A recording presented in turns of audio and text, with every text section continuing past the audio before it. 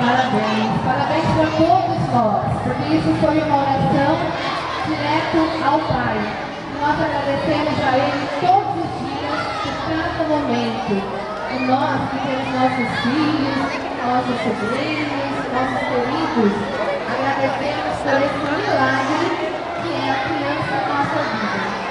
Eu quero agradecer primeiro a todos os pais, pela paciência, pelo carinho de estar aqui nos aguardando, ao senhor prefeito, aos companheiros da mesa, nossos queridos. Quero agradecer a essas crianças lindas que nos dão trabalho, sim, mas é um trabalho que nós gostamos de ter. Nós aprendemos com eles a cada dia.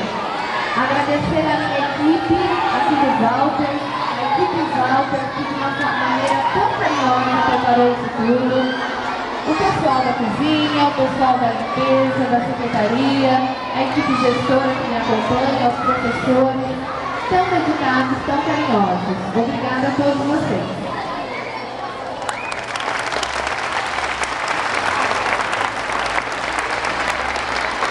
Gostaria de pedir aos pais agora, até ser sentados,